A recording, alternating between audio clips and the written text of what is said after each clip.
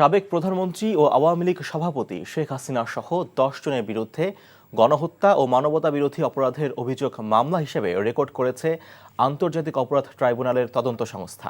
অভিযোগকারী পক্ষের আইনজীবী গাজী এম.এইচ. তামিম সাংবাদিকদের বলেন, এ সংক্রান্ত মামলা রেকর্ড করে একজন তদন্তকারী কর্মকর্তা নিয়োগ দিয়েছেন আদালত। তদন্তকারী কর্মকর্তা ইতোমধ্যে ঘটনার সময়ের পত্রিকা সংগ্রহ করে পর্যালোচনা করা শুরু করেছেন বলেও জানান তিনি। মামলার আর্জিতে ১৫ জুলাই থেকে ৫ আগস্ট পর্যন্ত আহত ও নিহতের ঘটনা তদন্ত করতে বলা হয়েছে এবং ঘটনার স্থান হিসেবে পুরো বাংলাদেশকে উল্লেখ করা হয়েছে।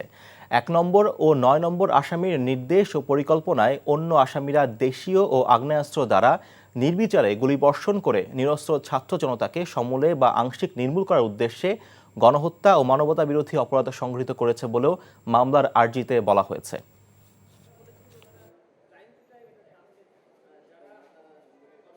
এই মামলাটি রেকর্ডের পরে তদন্ত সংস্থা একজন তদন্তকারী কর্মকর্তা নিয়োগ করেছেন। তদন্তকারী কর্মকর্তা নিয়োগ করার পরে ওনারা অলরেডি তদন্ত কাজ শুরু করেছেন। আমি ওনাদের সাথে কথা বলেছি। তদন্ত কার্যক্রম শুরুর প্রাথমিক কাজ হিসেবে ওনারা ঘটনার কালীন সময়ের যত পত্রিকা আছে সেগুলো সংগ্রহ করেছেন এবং পত্রিকাগুলো পর্যালোচনা করছেন বলে আমাদেরকে জানিয়েছেন। এ বিষয়ে জানতে এখন যাচ্ছি হাইকোর্টে। সেখানে আছেন সিনিয়র করেসপন্ডেন্ট তামজিদ সুমন। তামজিদ, এই মামলা সম্পর্কে আর কি তথ্য আছে আপনার কাছে?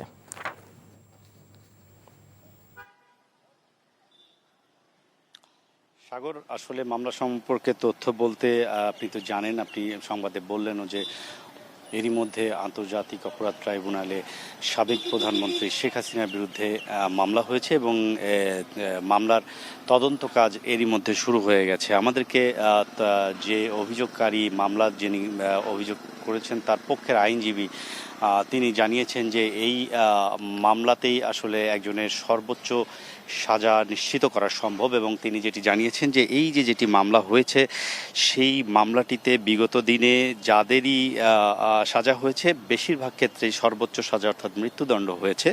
তো এরই মধ্যে মামলার হিসেবে রেকর্ড করাও হয়েছে আন্তর্জাতিক অপরাধ ট্রাইব্যুনালে এবং মামলার কার্যক্রম এরই মধ্যে শুরু হয়ে গেছে। এটির জন্য একটি তদন্তকারী কর্মকর্তাও নিযুক্ত করা হয়েছে বলে আমাদেরকে জানানো হয়েছে এবং তিনি ঘটনার সময় যে খবরগুলি প্রকাশ হয়েছে পত্রিকাতে, সেই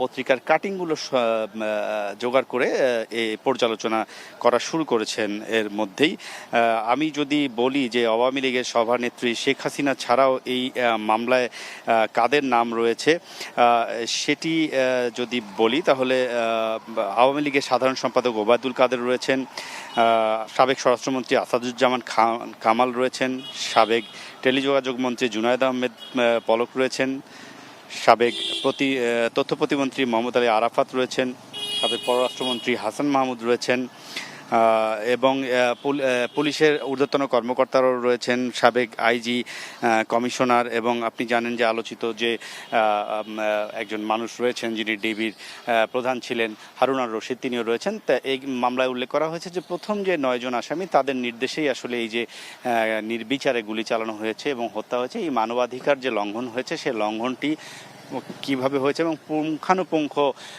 এটি পর্যালোচনার মাধ্যমে একটি নিরপেক্ষ তদন্ত সাপেক্ষে এই ঘটনাগুলোর বিচার করার লক্ষ্যেই এই মামলা হয়েছে।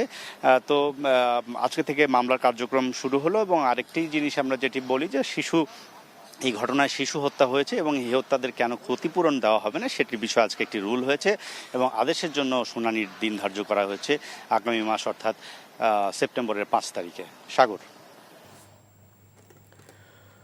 জানছিলাম মানবতা বিরোধী অপরাধের অভিযোগে তদন্তের খবর।